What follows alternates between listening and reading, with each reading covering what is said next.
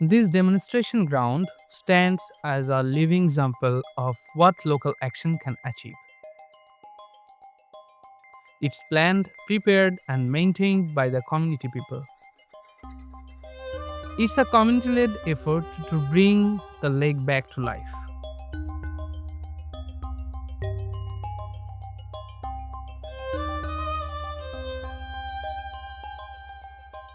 রিওটের সাথে সংযুক্ত হয়ে গেটটা করা হয় এই কারণে হয়েছে মানুষের ভিতরে কৃষির যে একটা অনুভূতি সেটা হয়েছে বেশি প্রকাশ পাইছে।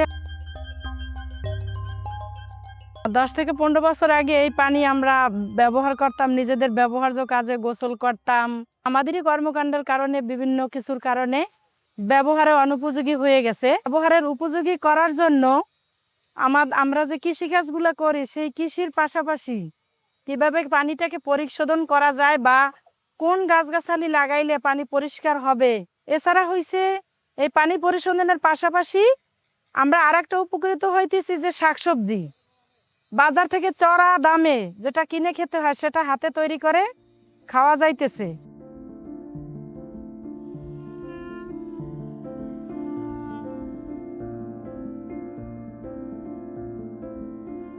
এই লেকটা তো শহরের প্রত্যেকটা মানুষেরই প্রয়োজন। আমরা চাচ্ছি সবাই মিলেই এই লেকটাকে পরিশোধন করার জন্য। আমরা এই ঝিলপাটটা পুরাটাই আমরা কৃষিকাজের আওতায় নিয়ে আসছি। আর এখানে আমাদের কৃষকদের প্রশিক্ষণ দেওয়া হয় যে ভাসমান কৃষি কিভাবে করা হয়, পানি শোধন করার জন্য কি কি গাছ লাগানো প্রয়োজন। এখানে আমরা শুধু গবেষণা না, মানে বাস্তবায়ন কিভাবে করা যায় সেই জিনিসটা তুলে ধরার চেষ্টা করতেছি।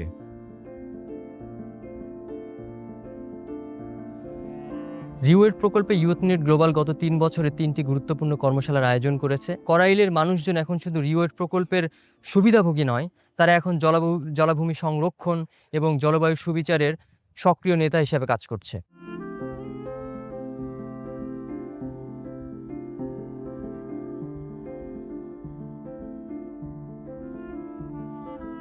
আমরা মডেল বানানোর আগে করাইলের মানুষরা কিন্তু আগে মডেল বানিয়েছে। এখন তো শুনছি যে সিটি কর্পোরেশন ভাবছে যে এটা বিশাল আকারে স্কেল আপ করবে, কারণ কম খরচে এই মানুষজনরা করেছে আমাদের দেশীয় টেকনোলজি, কিন্তু হচ্ছে যে থিঙ্কিংটা কিন্তু গ্লোবাল লেভেলে।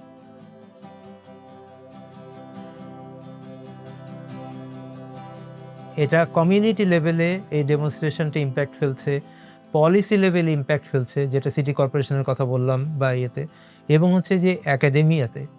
হ্যাঁ, আমরা যাদেরকে ভবিষ্যতে যারা এই কাজগুলো করবে তাদের কিন্তু এটার একটা সাহস তৈরি হচ্ছে।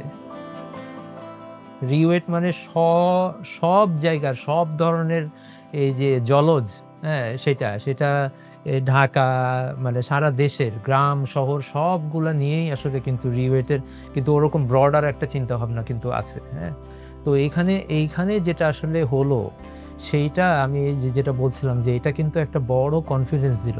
হ্যাঁ, মাল্টি ওনারশিপের এটা হওয়ার জন্য এটা অনেক পাওয়ারফুল হয়েছে।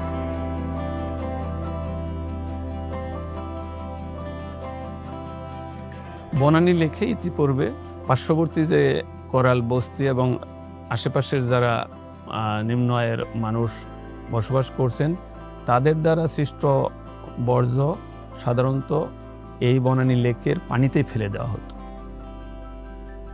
রেস্টোরেশন অফ ওয়েটল্যান্ড ডিএনসিসির সঙ্গে একত্রে যৌথভাবে কাজ করতে আগ্রহী হয় এবং এই বনানী লেকের বিদ্যমান পানির কোয়ালিটি টেস্ট করা এবং একটা মডেল হিসাবে একটা ট্রিটমেন্ট একটা প্রসেস তারা শুরু করে, যেটা ঠিক কোরাল বস্তির পাশেই।